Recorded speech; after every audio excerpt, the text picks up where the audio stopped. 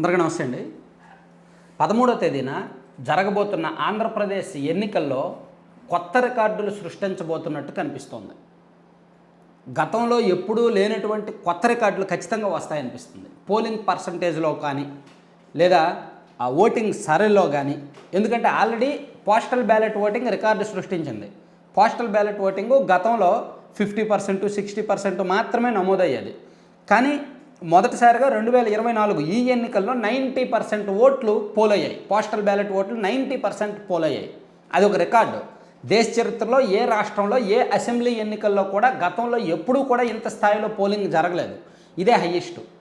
ఇప్పుడు ఈ ఎల్లుండి జరగబోతున్న పోలింగ్లో కూడా భారీగా ఓటింగ్ నమోదయ్యే అవకాశం కనిపిస్తోంది. మీరు పక్కన వీడియో చూడొచ్చు, ఆల్రెడీ చూసే ఉంటారు, సోషల్ మీడియాలో బాగా సర్క్యులేట్ అవుతుంది.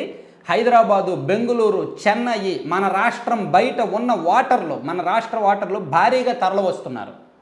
భారీగా ఓటు వేయడానికి వస్తున్నారనమాట. గతంలో ఇంత భారీ సంఖ్యలో వచ్చేవాళ్ళు కాదు. గతంలో వస్తే వచ్చారో లేకపోతే లేదు, అదొక ఆప్షన్ మాత్రమే.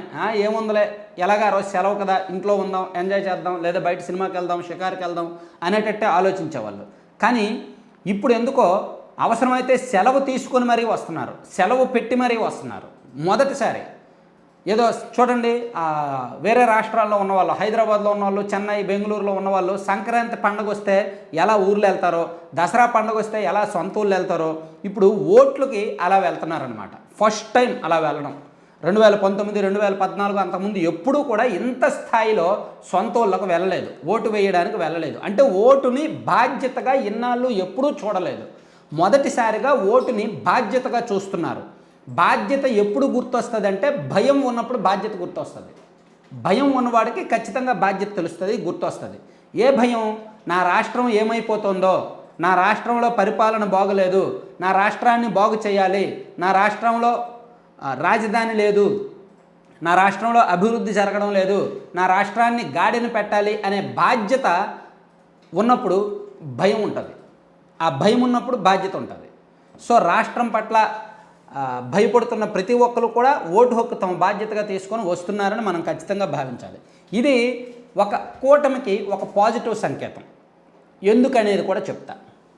ఇప్పుడు వైఎస్ఆర్ కాంగ్రెస్ పార్టీ ఎక్కువగా నమ్ముకున్న ఓటింగు రూరల్ ఓటింగు ప్లస్ మహిళా ఓటింగు కదా.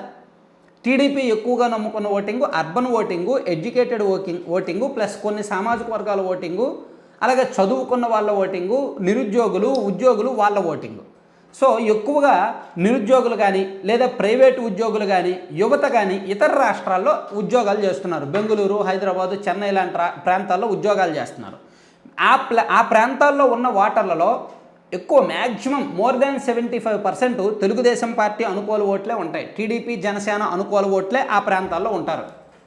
ఎందుకంటే వాళ్ళు చదువుకున్న వాళ్ళు కాబట్టి, యువత కాబట్టి, వాళ్ళ రాష్ట్రం గురించి ఆలోచించే స్థాయిలో ఉన్నారు కాబట్టి ఎక్కువగా వాళ్ళు కూటమి ఓటర్లే అయి ఉంటారు.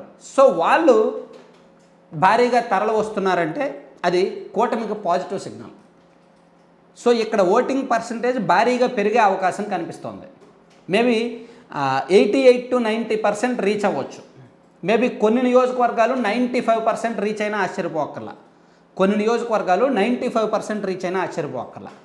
గత ఎన్నికల్లో అద్దంకి నియోజకవర్గం అనుకుంటా 89-90% అబోవ్ పోలైంది. నాకు కరెక్ట్గా గుర్తులేదు. దర్శి కూడా ఎక్కువగానే పోలయ్యాయి. సో ఇప్పుడు కూడా యావరేజ్గా మన రాష్ట్రంలో 80% అబోవ్ పోలయ్యే అవకాశం, 80-85% పోలయ్యే అవకాశం కనిపిస్తుంది. కొన్ని నియోజకవర్గాల్లో 90 to 95% పోలైనా ఆశ్చర్యపోక్కర్లేదన్నమాట. సో పోలింగ్ పర్సంటేజ్ ఎంత పెరిగితే టీడీపీ కూటమికి అంత మంచిది. సో అందుకే పోలింగ్ పర్సంటేజ్ పెంచడానికి చూస్తున్నారు. పోలింగ్ పర్సంటేజ్ తగ్గించాలనేది అధికార పార్టీ కోరిక. సో ఇప్పుడున్న సంకేతాలు, ఇప్పుడు జరుగుతున్న పరిణామాలు, ఈ ప్రయాణాలు, వీళ్ళు రావడాలు చూస్తుంటే పోలింగ్ పర్సంటేజ్ పెరిగినట్టే కనిపిస్తుంది. సో అందుకే కూటమికి ఇది పాజిటివ్ సిగ్నలే. Thank you.